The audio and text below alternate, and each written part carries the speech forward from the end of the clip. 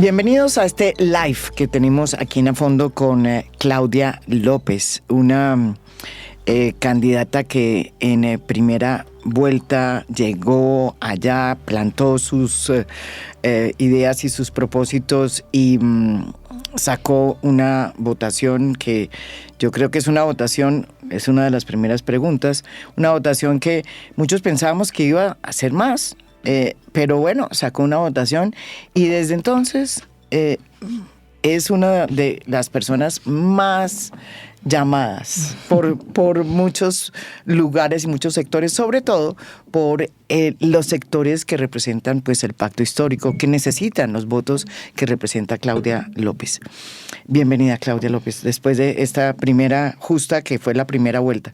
¿Cómo se sintió en la primera vuelta? María Jimena, muy querida y muchas gracias. Pues yo primero muy agradecida. Aprovecho nuevamente esta ocasión, María Jimena, para darle a la gente del Movimiento Imparables, que se sudó la camiseta con toda, que recorrió todo el país, que es un programa extraordinario calificado como el mejor en muchos temas de la campaña, y a los cerca de 225,000 personas que nos acompañaron, pues toda mi gratitud y toda mi cariño. La verdad, fue una campaña linda, yo me la gocé, aprendí un montón.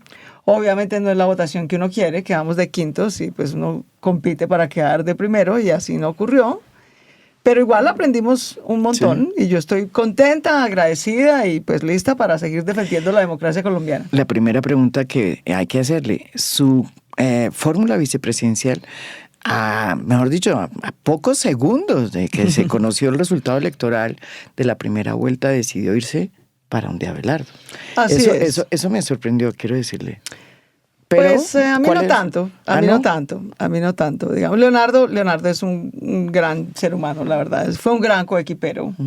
Él recogió sus firmas, yo recogí mis firmas, hicimos la consulta, acordamos ser fórmula y teníamos un acuerdo expreso en que si no pasábamos a la segunda vuelta, pues cada quien seguiría su camino de manera independiente. Sí. Entonces, digamos, en ese sentido, él hizo lo que las reglas prometió, están claras. No incumplió ninguna regla. No incumplió ninguna regla. Leonardo es pereirano, una región que en este momento está bien de derecha, digamos, y él un poco como me decía nadie sabía quién era yo, ahora sí.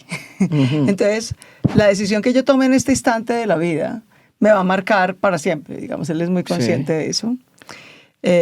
Yo toda la campaña, la gente lo sabe y lo sigo creyendo, digamos, para mí Abelardo de la Espriella es el peor peligro para la democracia colombiana. Yo no votaría por Abelardo de la Espriella nunca ni muerta. Al contrario, creo que hay que defender a Colombia de Abelardo. Leonardo, en cambio, dice, mire, nosotros tenemos que ver cómo tratamos de tender puentes y creo simplemente que dijo, pues si voy a quedar marcado con algo para la izquierda o por la derecha, la mayoría de mi territorio es de derecha, entonces pues no voy a quedar condenado. Pereira hay bastante votación de derecha, sí. Entonces creo que lo hizo de manera pragmática, creyendo que tiene más futuro en la política regional si está con la derecha que si está con la izquierda. Y me imagino que lo debieron llamar y ofrecerle no sé qué.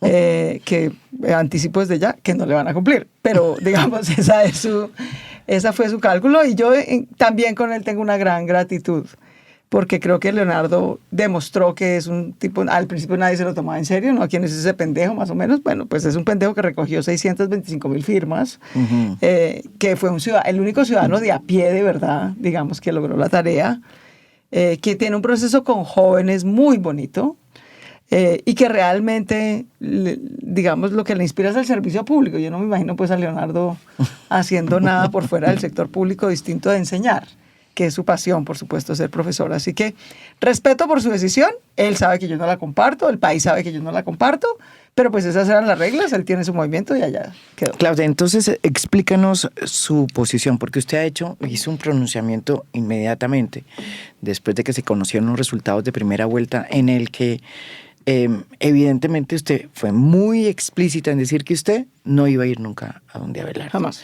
Pero planteó una serie como de líneas rojas que tenía usted, que tenía que de alguna manera solucionar la candidatura de Iván Cepeda para que una persona como usted empezara a pensar qué podía hacer si se iba allá o si no se iba. ¿Por qué no me explica? Así le entendí yo su primera presentación. No es tan así. ¿No es tan así? No es tan así. A ver. María Jimena, porque, digamos, en general, pero muy en particular con mi resultado, una posición pues de me tienen que cumplir estas líneas rojas, yo no lo pienso, pues es bastante arrogante, digamos, y usted yo no hizo ese no es eso. mi estilo. No, usted hizo... Pero lo que yo sí he dicho durante la campaña, y de hecho lo reiteré el domingo, el día de la primera vuelta, en mi intervención, es Claudia va a ver para rato, y esto es en serio, Claudia va a ver para rato. El Movimiento Imparables va a seguir consolidándose como un partido que le ofrezca una opción de centro progresista no petrista a Colombia. Que si me lo preguntas, pues yo creo que esa opción es la que más futuro tiene en la democracia colombiana. Sí, no porque petrista. Yo sí creo que la mayoría de Colombia no es así de radical, de loca, de derechosa, de reaccionaria como la campaña de Abelardo. Yo lo que creo es que la gente está asustada con algunas cosas que hizo el presidente Petro. Petro está siendo víctima de su narrativa. Sobre todo de su narrativa, ¿no? Entonces hizo una narrativa de constituyente, de tratar de quedarse, de estatizar de diferentes sectores de la economía. Lo hizo en salud y fue un desastre. Y fue un fracaso en seguridad y en manejo económico. En algunos temas, no en todo.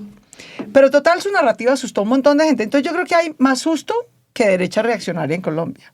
Yo realmente creo que los colombianos en su inmensa mayoría no somos así de reaccionarios, ni de derechas, ni de radicales.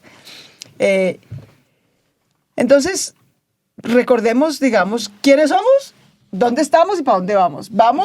Estamos y somos un centro progresista no petrista que va a seguir defendiendo la democracia, que va a seguir actuando con la cédula, que va a ir a las elecciones del 27, que va a seguir haciendo control del gobierno, quien quiera que sea. Pero precisamente nosotros no somos un centro ni tibio ni ambiguo. Usted dijo acá la última vez que vino acá que era de centro izquierda. Correcto. Y ahí vamos a seguir. Y ahí vamos a seguir construyendo esa alternativa. Entonces, eso es lo primero, recordar que eso es lo que somos. Y segundo, yo planteé sobre todo una metodología de cómo comportarnos en esta segunda vuelta, en estas 3 semanas, que creo que está siendo muy exitosa, María Jimena. A eso me refería. La metodología era decir, vea, no nos regalemos. Ni los 3 millones de colombianos que votamos por opciones distintas a Abelardo y Cepeda. No nos regalemos, no salgamos a correr, un poco como lo hizo Leonardo, que fue el único que lo hizo. No salgamos a correr como locos, no, a regalarnos a cualquiera de las 2 opciones. Esta va a ser una competencia reñida y lo que tenemos que hacer es usar el poder de nuestra cédula y de esa incertidumbre para que ambos candidatos tengan que matizar, moderar, aterrizar el planteamiento que le están haciendo a Colombia. Hay que decir que nadie está haciendo esa tarea donde Abelardo. Cada vez más. Todo lo contrario, allá es un poco de focas aplaudiendo o un poco de gente asustada, aculillada. Sí. Entonces, allá no están moderando nada. Al contrario, el discurso es cada vez más radical. Pues la última es tremenda. Todo el que se oponga será un enemigo. Enemigo quiere decir guerrillero, guerrillero quiere decir extraditable, bajo la ley rico, y va a ganar no un colombiano abyecto a los gringos, tiene opción de ganar en Colombia. Abelardo de la Espriella es un gringo trompista. Abelardo de la Espriella va a ser el Delcy Rodríguez de Colombia, con la diferencia de que Delcy al menos es venezolana. Este es un gringo trompista, al que le importa más su visa que su cédula de Colombia. De hecho, a lo largo de su vida pública, lo único que ha hecho es despotricar de Colombia. Decir que este es un país ahí de gente de poca cosa, de cafres, que nuestras comidas típicas son unos potajes de porquería. Entonces él realmente se siente más gringo italiano que colombiano. Así que con Abelardo de la Espriella, además de un tipo mafiosongo, defensor de mafiosos, defensor de bandidos, de corruptos, va una agenda absolutamente machista. O sea, lo que nos espera a las mujeres de Colombia con el gobierno de Abelardo es calamitoso, homofóbico, o sea, racista, clasista, o sea, todas las causas progresistas y la inmensa mayoría de la población de Colombia pues no progresista, pues digamos, lo que nos espera es una noche bien oscura y bien difícil. Y del otro lado, en cambio, me parece que el método de no nos regalemos, hagamos unos planteamientos claros de qué nos preocupa. Ha funcionado más un método en el otro lado. En el otro lado. Ese es el único. O sea, Abelardo cero. Abelardo cada vez más radical. Porque allá nadie le pide que modere nada. A este lado sí, y yo sí creo que eso ha funcionado. Desde los 10 puntos de Sergio ha funcionado. En la declaración que sacaron varios exministros y intelectuales progresistas con ciertas preocupaciones también ha funcionado. De mi parte, yo también lo he hecho. Es decir, no soy la única voz que ha estado en ese plan. Hay que decir que Pero mira, Iván Cepeda, es increíble decirlo, pero se demoró 8 días para reconocer los resultados de primera vuelta, pero bueno, los reconoció. Se bajó del todo de la constituyente. Perfecto. Sacó una nueva versión de su programa ayer. Y esa nueva versión de su programa borra lo de la constituyente, borra lo del por constituyente. Sí. Entiende que esto, pues todos somos iguales aquí, que esto no es con amenazadera de estallido social que uno gobierna en un país. Menciona la necesidad de hacer un pacto fiscal, es decir, reconoce expresamente que hay un problema fiscal serio, no causado, pero sí profundizado por este gobierno y que eso amerita llegar a un pacto sobre cómo no vamos a sacrificar toda la inversión social que se necesita, pero sí a estabilizar las cuentas. Y disoció, cosa que para mí es muy importante porque era una de mis grandes diferencias con su programa, disoció paz de seguridad. Es decir, entiende que paz y seguridad no es lo mismo, que hay que tener una política de seguridad legítima que confronte el crimen. Y que hay que tener una política de paz. Entonces, conclusión, creo que nuestro método ha funcionado. Sí. Entonces hay que perseverar. Y eso significa que usted va a seguir ahí y que llegará el momento en que nos va a decir por quién va a votar. Sí, no, digamos, yo voy a votar, yo no me voy a ir a ver ballenas ni nada por el estilo. Pero creo que nuestro... blanco, voto en blanco es una opción para usted. Yo no estoy liderando el voto en blanco. No, digamos, no es de su talante. Como tampoco estoy liderando el voto por Cepeda. ¿Por qué? No porque crea que Cepeda y de la Espriella es igual, no es igual. Aquí lo conversamos varias veces, digamos, esta derecha reaccionaria, mafiosonga, de ninguna manera es igual a los riesgos que puede engendrar un hombre decente, de izquierda, como Iván. Y yo quisiera destacar de Iván que no solamente es que lo ha dicho y que su programa es muy claro y de hecho lo mejoró en cómo es el Sistema Nacional Anticorrupción, sino que su campaña, a diferencia de la de Abelardo, Iván, el verdadero compromiso de la lucha contra la corrupción es que uno esté dispuesto a asumir costos en nombre de ese pacto ético. Iván ha sido claro en asumir el costo. Le han tratado de meter pues a los Royce y a los Armandos Benedettis y a los Torres de todas las formas en la campaña, ¿no? Además va atrás, entonces meta a los que los necesita. Y el man se ha mantenido firme.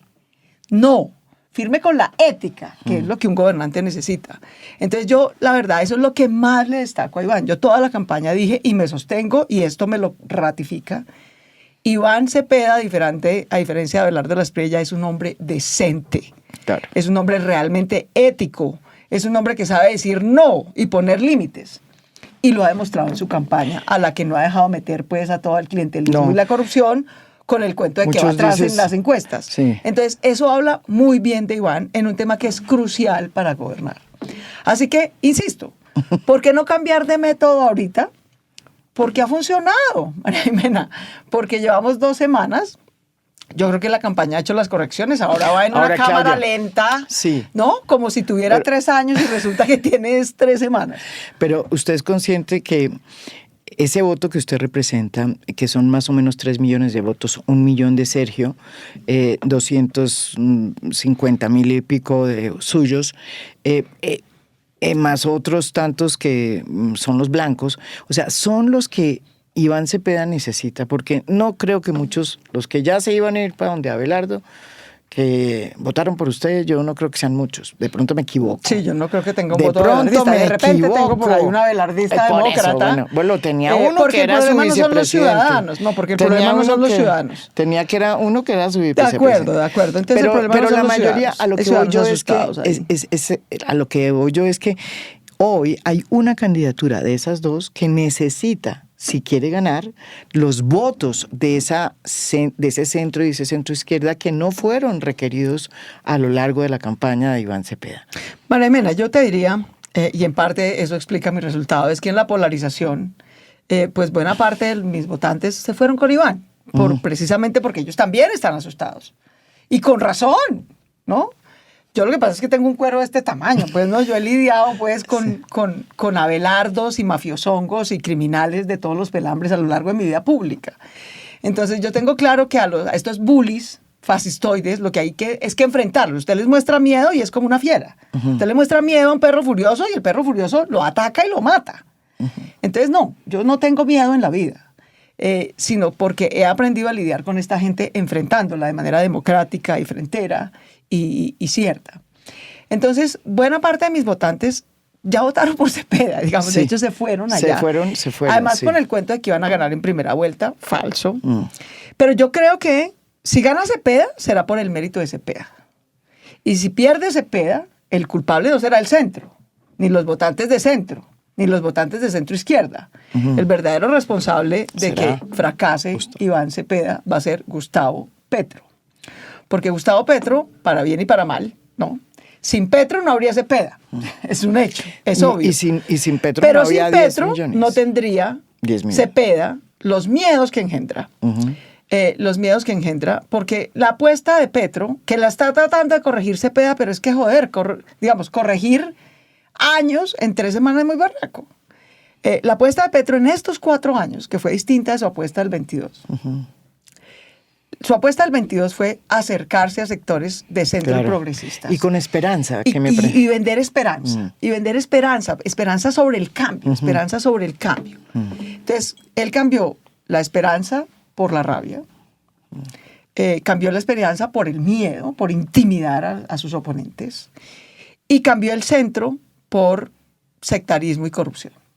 Y dijo, no, con esta nueva receta, rabia, miedo, corrupción y mi propia base, yo la logro. Y pues es posible que no. Entonces también, digamos, para que vayamos dejando claras las responsabilidades.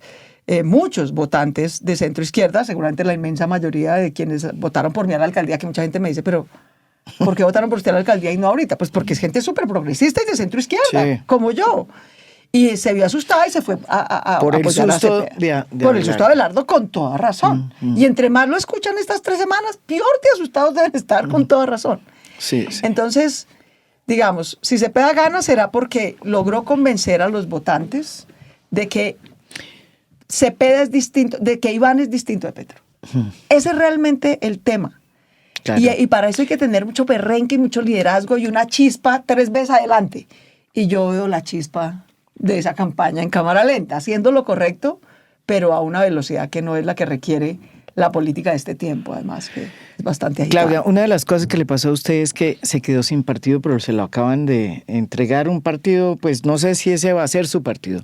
Cuando usted tuvo la discusión, el Partido Verde, usted era del Partido Verde, era la jefa del Partido Verde. No, nunca he sido la jefa, pero era parte. Pero era un sector importante. Era de un sector importante. Usted pierde el partido y decide irse de ese partido.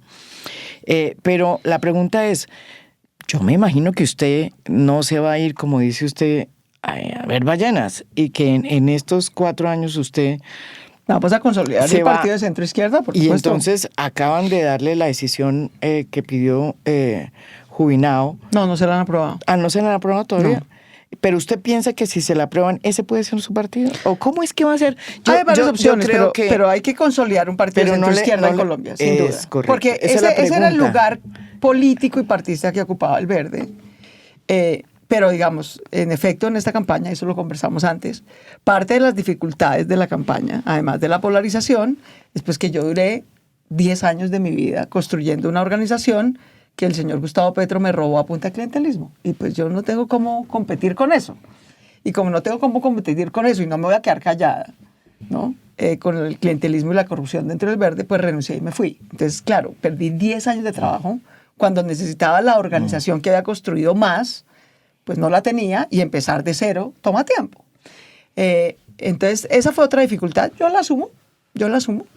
Y vamos a seguir, o sea, que va a haber un partido consolidado de centro-izquierda, o sea, usted en los próximos 4 años, no tengan la menor en este duda. momento, desde ahora, a montar su No, partido. yo llevo desde hace 1 año en eso. Sí. O sea, el Movimiento Imparables, que fue el que inscribió mi candidatura, es la semilla de ese partido de centro-izquierda y la vamos a concretar en partido, no tengas duda. Y usted, ¿qué va a hacer entonces si gana? O sea, ¿hay una discusión muy fuerte entre usted y Gustavo Petro todavía? O esa, usted dice, cuando habla del centro progresista, antipetrista, la realidad es que... No, pero no petrista. O no petrista. Pero la realidad es que si gana bueno, si gana Iván Cepeda, pues hay una figura de atrás tutelar que se llamará Gustavo Petro. Así es. Porque además tendrá una cantidad de votaciones que nunca en la vida hubiera tenido sin él. Es correcto. Pero si pierde, de todas formas, Gustavo Petro queda con una cantidad de votación y queda como jefe supremo de esa izquierda. Lo es, y él es el gran líder, sin duda, el gran jefe del pacto histórico y de la izquierda en Colombia, y yo creo que ese es un mérito de Gustavo Petro, sin duda. Y eso no se lo va a quitar. ¿Y por cuántos años tuvimos Uribe? Tuvimos Uribe por... Vamos para allá, ¿cierto? ahorita. 20 y pico de años. Sí, Pues ahora, tendremos Petro para rato también. Y ahora tenemos ya un nuevo líder en la derecha. En la derecha, digamos, aquí ha surgido Abelardo. una derecha mafiosonga y radical, y la va a liderar Abelardo de la Espriella, sin duda. Entonces, digamos, aquí va a haber una extrema derecha, clarísimamente, que lidera el señor Abelardo de la Espriella.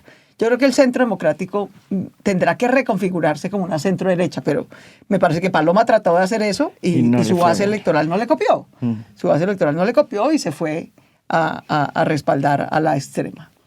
Estará a la izquierda y el espacio que tenemos que formar es el de la centroizquierda. A mí eso sí realmente me entusiasma mucho, me parece que es un espacio que existe, que tiene base social, que tiene plataforma. Yo creo que para eso servía la campaña y creo que lo hicimos bien en dar una plataforma programática que diga, esto es lo que nos diferencia de la izquierda, pero esto también es lo que nos diferencia de la derecha. De la derecha. O sea, esto no es solamente un nombre, ¿sí? Entonces, me parece que ya tenemos identidad, tenemos plataforma programática, ahora lo que tenemos que consolidar es un partido. Y lo vamos a hacer. Y ese espacio político, vaya, tiene un montón de futuro, no tengo la menor duda. Porque yo creo que Petro no va a cambiar, como lo hemos visto. O sea, Petro va a ser siempre un incendiario radical. Y ahora de opositor, pues, vas a verlo, si es que va a ser opositor. Entonces, pues va a ser eso ya le va, si pierdes, porque ese método incendiario, radical, bueno, ya no tendrá el clientelismo porque no tendrá gobierno, pero ese incendiario radical, pues ya espantó al electorado, espantó a la clase media urbana progresista, ciudadanos que somos de estrato 2, 3, que lo que queremos es echar para adelante, ¿sabes? Que el país funcione, que la seguridad funcione, que el negocito que uno tiene funcione, que pueda conseguir un empleo y no esté en el rebusque, que la educación mejore y sea de calidad. No es la gente más pobre de Colombia, tampoco tiene ninguna riqueza, pues medio se queda 2 meses sin empleo y se jodió. Y a esa fue la gente que despreció, humilló y asustó Petro. Pero ese electorado es enorme, es enorme. Y es al que vamos a tratar de organizar junto con una base popular, regional, nacional, muy fuerte, que sin duda Petro ha logrado organizar hasta ahora bastante bien. ¿Usted por qué cree que ese centro-izquierda que usted representa, digamos, por qué se le fue todo en su gran mayoría para donde Cepeda? ¿Y cómo es que usted define ese centro-izquierda versus esa recomposición de liderazgos que se están dando en la derecha, que produce ya la salida de Uribe? Si gana Abelardo, de hecho ya esta campaña... quedó jubilado Uribe. Ya quedó jubilado Uribe. Sí. Y bueno, algo bueno pasó en la campaña, pues, ¿no? Al fin, ¿será? Pues, digamos, ¿no? 30 años el señor, es que hasta que por no soltarse, hasta que la gente los jubila, porque pues es que es desesperante que 30 años ya fueron presidente 2 veces y ni aún así se jubilan. Entonces, bueno, y ahora no por una versión mejor, me temo. Exacto. Me temo que la versión que nos va a quedar de la derecha es peor que la de Uribe, pero bueno, así pasó. Entonces mi pregunta es, si usted se va a quedar, digamos, no me imagino que va a pelear más con Petro, sino sobre todo con Abelardo si gana Abelardo. No, mi función, usted, digamos, yo ¿usted va a hacer oposición? Sin duda, sin duda. A Abelardo con toda. Y a Cepeda si ganara, pues se reparte de un control ciudadano a su gobierno. No diría que oposición, porque yo creo francamente que, primero, como te digo, Iván es una persona decente. No tengo la menor duda de que así como ha hecho una campaña decente, va a ser un gobierno decente. Creo que tiene claro el mensaje que tendría que ser un gobierno más competente y mejor que el de Gustavo Petro, sí, que va a tener que organizarse y rodearse de gente más competente, con más experiencia, progresista, pero con experiencia. Es que eso no se opone. Me parece que la moderación de su programa en distinguir paz de seguridad y entender que hay que tener una política de seguridad. Ahí veo que insiste en la negociación con el ELN, eso me parece un romanticismo trasnochado, inútil, que solo le va a hacer perder tiempo en caso de que ganara. Me parece muy positivo que reconozca que hay que hacer un pacto fiscal, que esto no pueden seguir gastando pues como si no hubiera mañana y endeudándonos como si no hubiera mañana, que eso no es sostenible. Sí. Y creo que tiene sin duda una política social muy robusta. Entonces, digamos, yo a eso, ¿por qué me saldría a oponer? Todo lo contrario. Ayudaría siendo un control muy constructivo. Muy constructivo. Y en el caso de Abelardo, sí es que creo que tenemos todos los peligros encima. ¿Cuáles? Pues que van a levantar a plomo a la gente de frente. O sea, aquí la campaña es la típica de la derecha, es la herencia uribista. Opositor igual guerrillero igual plomo. Pero es que antes estaban las FARC. Pero ya no necesitan a las FARC para dar plomo. O sea, ya sin excusa. Antes por lo menos las FARC era una excusa. Ahora ya no. ¿No? Opositor igual guerrilla igual plomo. Y lo ha dicho, el que salga a protestar aquí y obstruya una calle, eso es ilegal, y le daré orden a la policía de que dispare. Bueno, cuando la policía hizo eso en Bogotá, en una protesta porque un policía mató a un ciudadano en un CAI, sí, pues mató a 13 jóvenes en una noche, como para que recordemos. Y en el estallido social, miembros de la policía y miembros del ejército mataron a 84 pelados en una noche en Cali. Entonces, bienvenido a que esto va a ser el nuevo método de seguridad que ofrece Abelardo de la Espriella. El segundo método consiste en extraditar bajo la ley Rico y la ley Bolívar. Y la ley Bolívar a los Estados Unidos, país del que es nativo, no nativo, pero del que es ciudadano el señor Abelardo de la Espriella, al que juró defender por encima de Colombia. Eso así. Entonces, los va a extraditar a sus opositores. A los que no los mata, los extradita. ¿Libertad de prensa? Bienvenida, María Jimena, a las viejas épocas que desafortunadamente ya viste. Libertad de prensa no va a haber. Cooptación institucional, yo lo quiero decir con toda claridad, pero todo el rollo de la derecha, ¿no? De que lo que les preocupaba era la constitución y las instituciones, paja pura. A la derecha colombiana le vale huevo las instituciones y la constitución. Lo que quiere es defender unos privilegios y allá está haciendo filita detrás del señor Abelardo de la Espriella para que se los protejan. Entonces esto va a volver a ser una corruptela de negocios como Trump. Una corruptela de negocios protegidos desde el Estado, con una capacidad de intimidación de opositores en los negocios o de opositores políticos brutal. Eso es lo que nos espera con un gobierno de Abelardo. Y a eso obvio que hay que hacerle un control político y un control ciudadano y un control mediático enorme, a un costo enorme, pero hay que hacerlo, porque es lo que va a defender la democracia. Y ahora vengo al futuro, María Jimena. A ver. La constituyente, el transfugismo para chuparse a la derecha en un nuevo partido, como lo hizo Uribe en su momento. Sí. Transfugismo, constituyente y reelección lo va a proponer de la Espriella. O sea, ese proyecto cree que Petro fue un descuido de la inmediata. Derecha. Y le voy a decir que no se pueden permitir ese descuido nuevamente. Así que vienen por un proyecto hegemónico de décadas. A eso es a lo que vienen. A poner un proyecto hegemónico, reaccionario, antiderechos, machista, clasista, trompista, hegemónico por décadas. A eso es a lo que vienen. Y eso, pues, obvio que es un peligro brutal para la democracia de Colombia, pero como el que puso la narrativa de constituyente y de reelección y de quedarse fue Petro, le van a decir, pero cuando usted la promovía, eso sí era democracia. Ahora que nosotros la promovemos para defender la democracia y defender la patria, entonces nos dicen que eso es autoritarismo. Y va a ser realmente una cosa bastante aplastante. Una de las cosas que usted dijo me llama mucho la atención porque yo sí creo que tiene mucha razón. Usted dice que este país no es tan de derecha como lo cree Abelardo y que mucha gente no se puede votó, interpretar que los votantes de Abelardo son así de derechosos y de locos. Mucha gente votó por miedo, por lo que yo llamo... Por el deterioro de la seguridad, por la incertidumbre económica que genera Gustavo y por la incertidumbre sectaria contra la estabilidad política y social que genera la narrativa de Gustavo Petro. Y en esa, en esa percepción que yo creo que es acertada, yo me encuentro mucha gente que está votando por Abelardo y que de manera vergonzante lo que dice es que él vota no por Abelardo, sino por su vicepresidente, que es Sí, pues todo eso es paja, o sea, todo eso es un autoengaño, ¿no? Eso es como... Que, digamos, el argumento es, ese no es tan... O sea, lo que estoy diciendo es que el vicepresidente en Colombia no tiene ningún poder y no va a tener ningún poder. El que va a mandar se llama Abelardo de la Espriella y el señor va a pasar a ser lo que todos los vicepresidentes, una figura de adorno que la ponen donde no estorbe. Sí. Y evidentemente ¿Usted cree que la figura de él va a ser del doctor Restrepo, que es una... digamos, Juan Manuel tiene una gran formación, José Manuel tiene una gran formación, todo eso. Pero primero es una vergüenza que un tipo como José Manuel Restrepo se preste para hacer la cara de la mafia de Colombia. El que le lava la cara a un proyecto mafioso, sectario, machista, clasista, corrupto en Colombia. Y en eso está la derecha tecnocrática. La derecha tecnocrática de Colombia prefiere ser la careta, el lavacara de la mafia que va a gobernar. Que quedarse haciendo oposición y controla eso. O sea, no.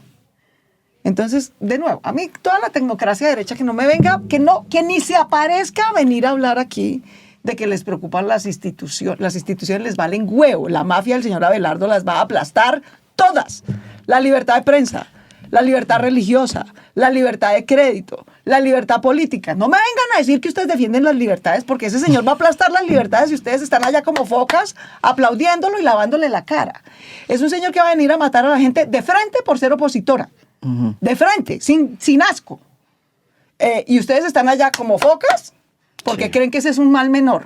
Sí. Como lo han creído siempre, porque Colombia, que ha sido gobernado por la derecha, siempre. Excepto un gobierno, pues por algo nos entregó un país desigual, con 10 millones de víctimas, con el conflicto armado más largo en la historia de Colombia y con uno de los peores niveles de corrupción. Pues es que ese es el legado de la derecha de un siglo gobernando. Entonces ahora que no vengan aquí, por favor, a echarnos cuentos de las libertades, ni de las instituciones, ni de la Constitución. Eso es paja. En el mejor de los casos creen que lo van a poder controlar. Bueno, bienvenidos. Eso creían los republicanos trumpistas. Sí, y miren, bienvenidos a que el señor Trump los ha ido matando políticamente uno por uno. Entonces, no ha pasado que la derecha republicana no trumpista pudo controlar a la trumpista. Lo que ha pasado es que desde el poder, Trump ha exterminado a toda la derecha republicana. Exterminado políticamente. Eso exactamente es el plan de Abelardo. Y pues, mira, cortesía lo que le hicieron a Paloma.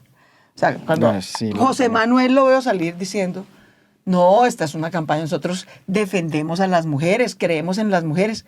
Creemos en las mujeres, José Manuel, una campaña que ponía el video de una gallina culeca a la que perseguían. Ese era el show de la campaña del señor Abelardo contra Paloma.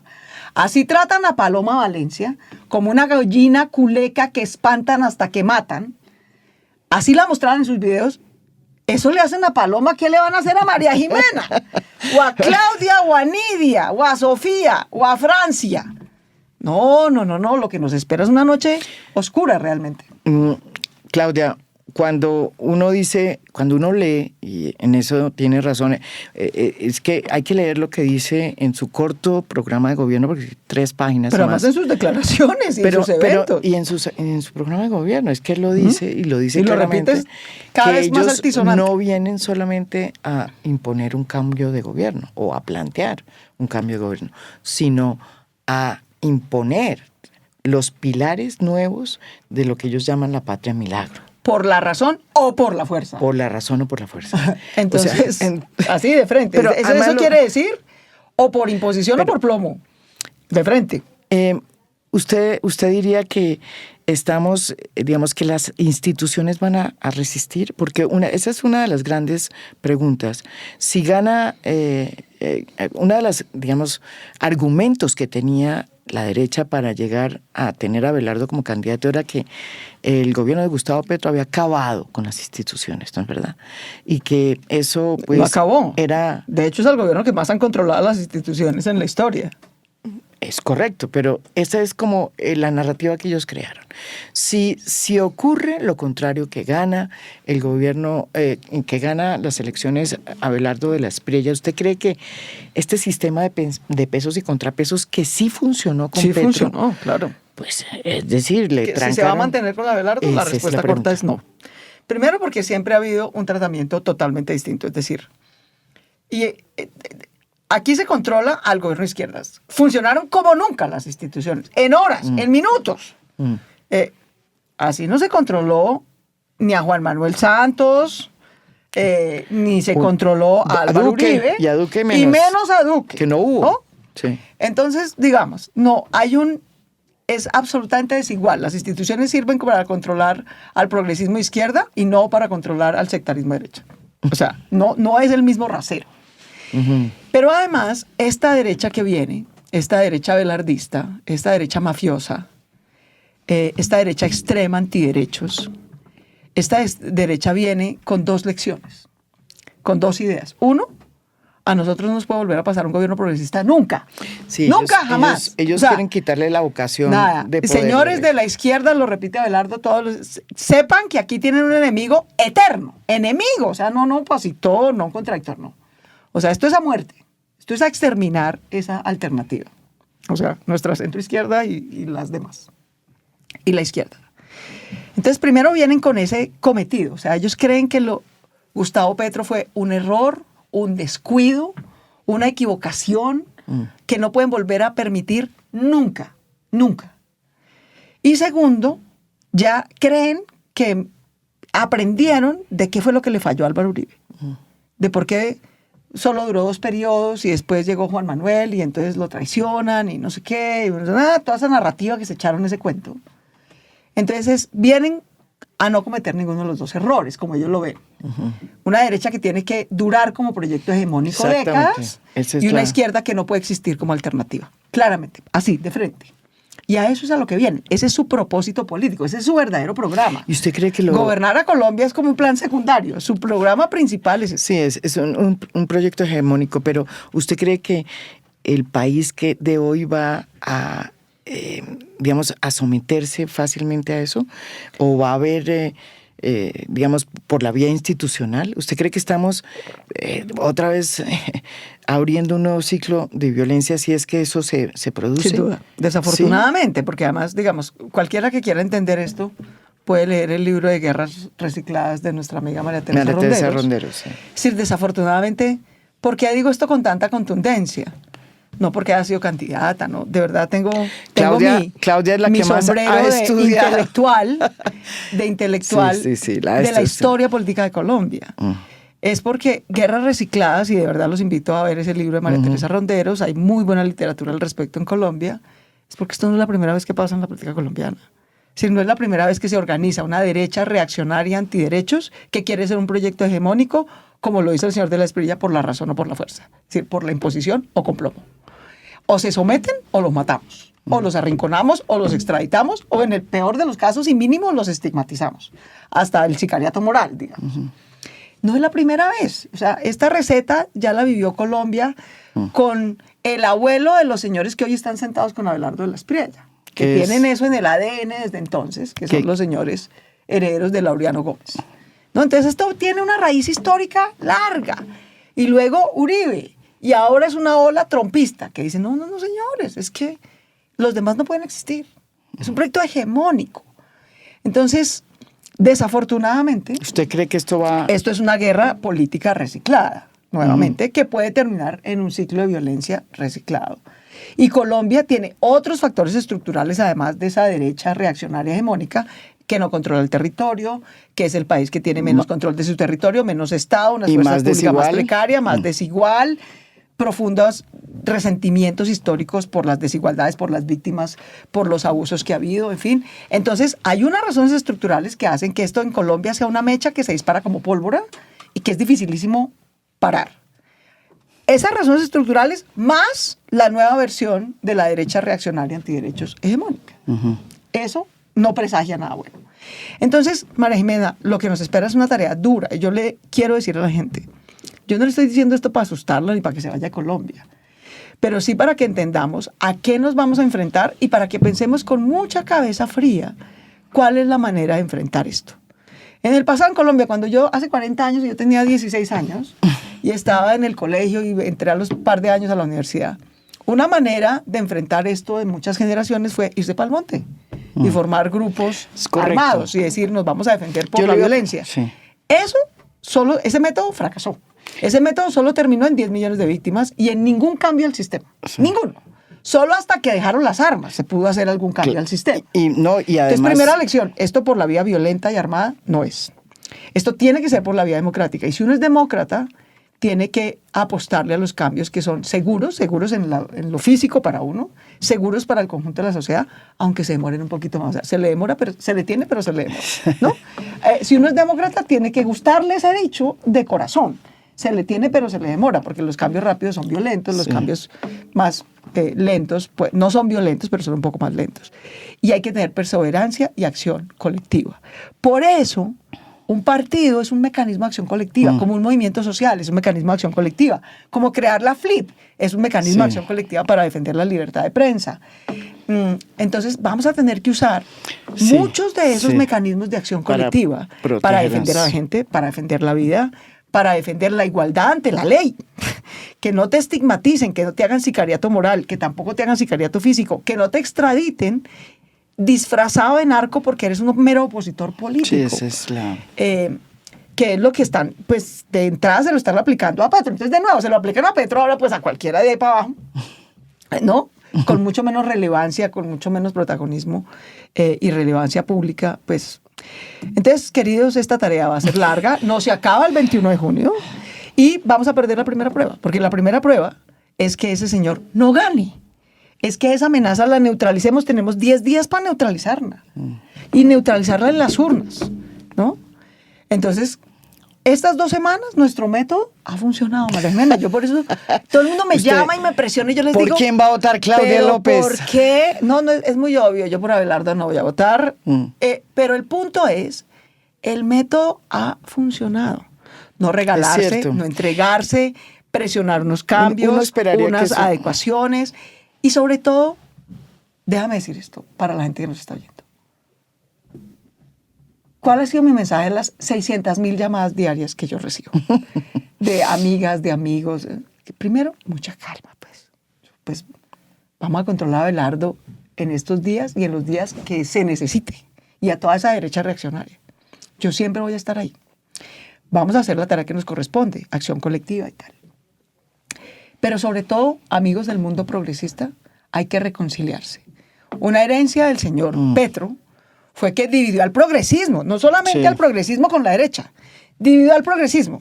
Si Claudia no es petrista, abyecta, entonces es enemiga y entonces es traidora. Y esa división ha hecho un daño fenomenal, pues divide y perderás. Eso exactamente no es divide y reinarás. El señor Gustavo Petro aplicó una medicina que va a terminar, posible y lamentablemente, en divide y perderás. Entonces, amigos demócratas, no radicales, progresistas o en todo caso no derechistas locos, lo primero que tenemos que hacer es reconciliarnos entre nosotros. Porque entre más divididos en pendejadas de quién es traidor y quién no es traidor nos cojan, peor nos van a matar. Claudia, sí, eso es como de una sentido realidad. común. Pero usted se ha reconciliado, por ejemplo, con Petro, que ha sido tan dura con usted. Es que yo no tengo ningún odio con nadie, digamos. Yo no salgo pues a... ¿Ha hablado con Sergio, ¿no? por ejemplo?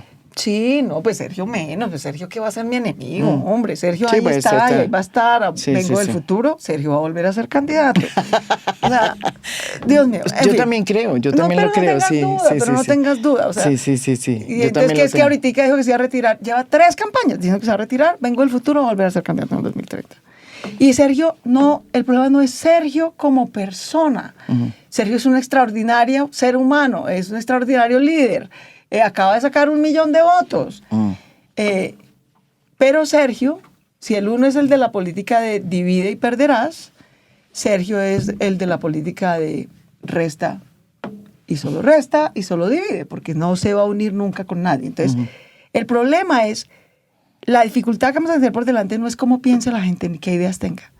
Es quién está dispuesto a hacer acción colectiva con los demás, poniéndose adelante, atrás, al lado, a la tarea que le toque, y quién no.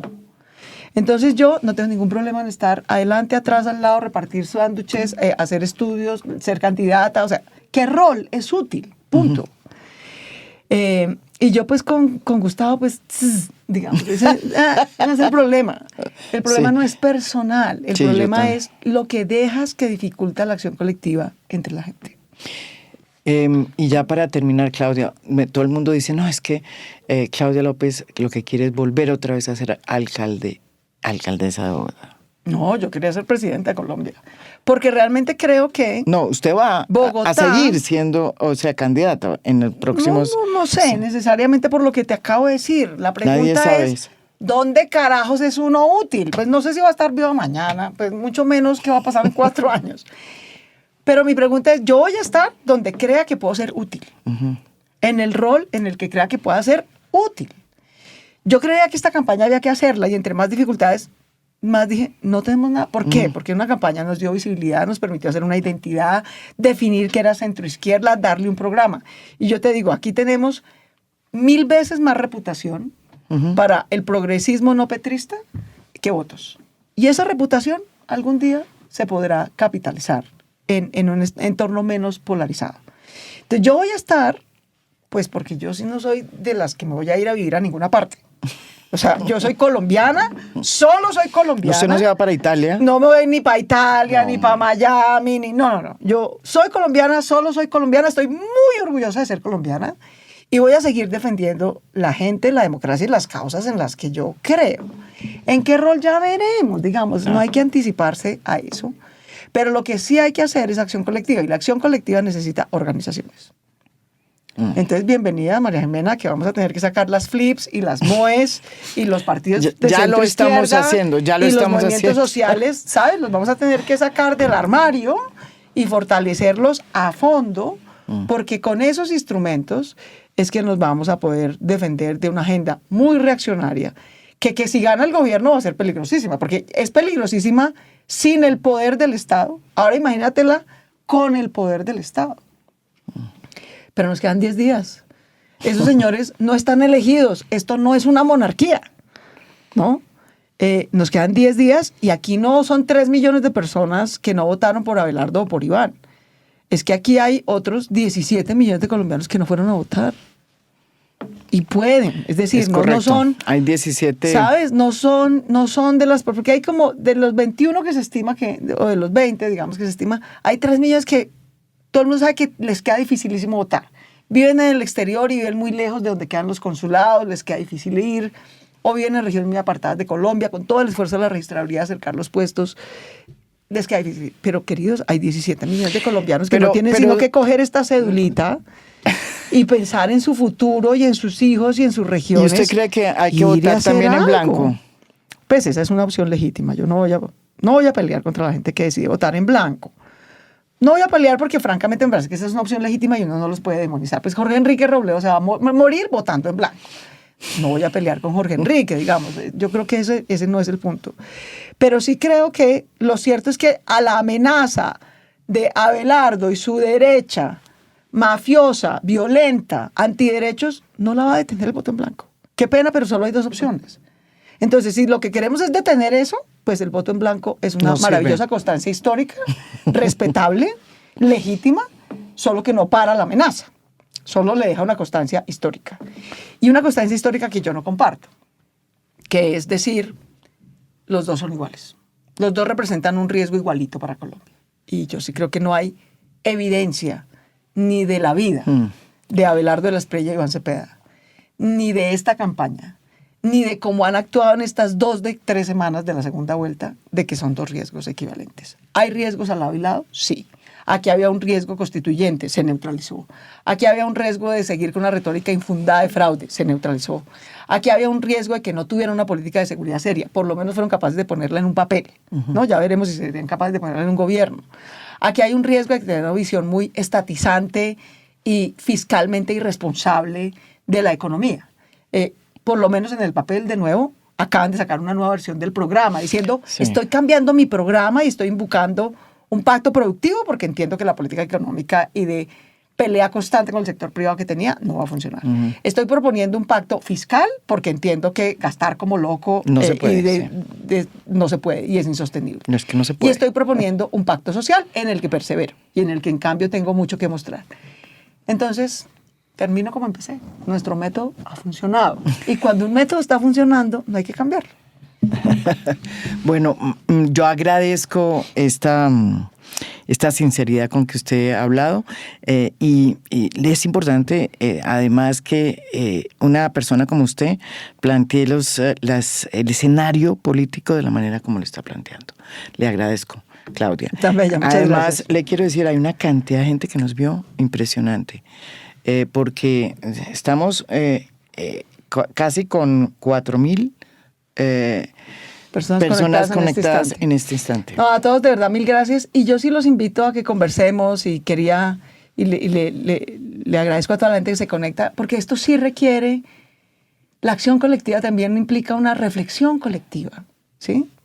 Implica conversar, implica escucharse, implica escuchar al otro. O sea, yo escucho todos los días lo que dice Abelardo y digo, venga a ver si este man modera alguna vaina. Cero. Cero moderación, porque allá nosotros estamos haciendo el ejercicio de la moderación y poner los pies en la tierra de este lado. Nadie está haciendo eso del lado de allá. Nadie. Nadie que pudiera. Álvaro Uribe está encerrado en su finca, ¿no? Paloma no está pidiendo moderación de nada. No. Juan Daniel Oviedo está viendo que, no sé qué está haciendo. Pues, pero no. Aparte de decir, allá pues que no tengan una agenda antiderechos, pues no te copiaron, querido. Siguen teniendo una agenda antiderechos brutal. Entonces, allá, de ese lado del mundo, nadie está haciendo el esfuerzo de que haya moderación, civilidad y pies en la tierra. De este lado lo estamos haciendo. Era José Manuel. Y pues no lo está haciendo. No lo está haciendo. José Manuel lo que hace es hablar en más bonito y menos salvaje, lo mismo que dice Abelardo. No, son como el gordo y el flaco, ¿no? Pero son el par de chiflados, en últimas. Son el par de chiflados, de un proyecto muy chiflado, de un proyecto muy loco, muy autoritario, muy antidemocrático, radicalmente derecha. Entonces, es una cosa brutal. Pero los de este lado, los que somos progresistas y no somos locos de derecha, radicales, antiderechos, mafiosongos, trompistas, los que no estamos ahí, que somos la inmensa mayoría, pues sí estamos haciéndolo a este lado y está funcionando. Y eso es importante para el 21 de junio y ojalá que pueda ganar esa alternativa en segunda vuelta o para defender la democracia y defender a la gente.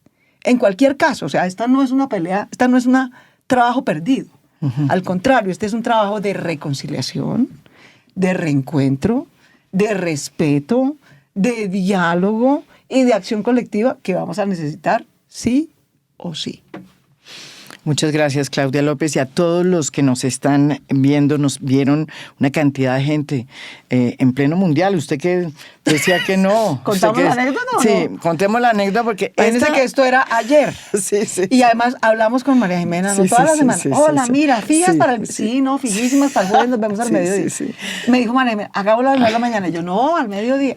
Y de pronto ayer, inauguración del Mundial, 10 de la mañana. Teníamos a la misma hora. Le escribo yo a María Jimena, les voy a leer.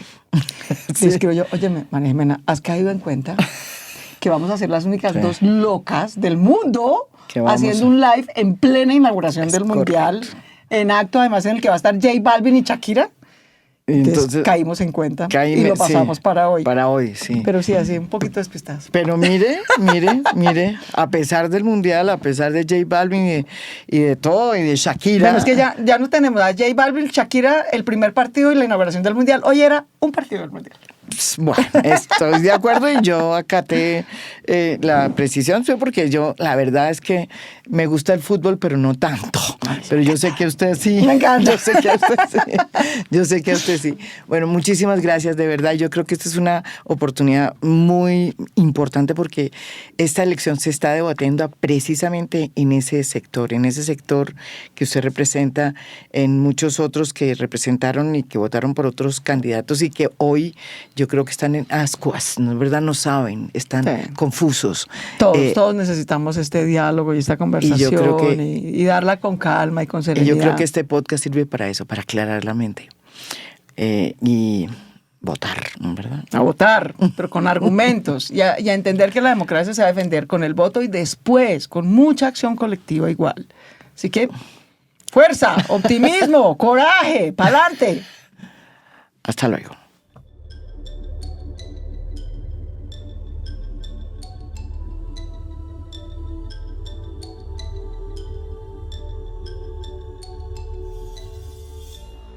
A Fondo es un podcast producido por Mafialand. Producción general, Beatriz Acevedo. Producción de audio, Santiago Acosta López. Música original del maestro Óscar Acevedo. Nos pueden escuchar también en mi canal de YouTube. Gracias por escuchar. Soy María Jimena Duzán.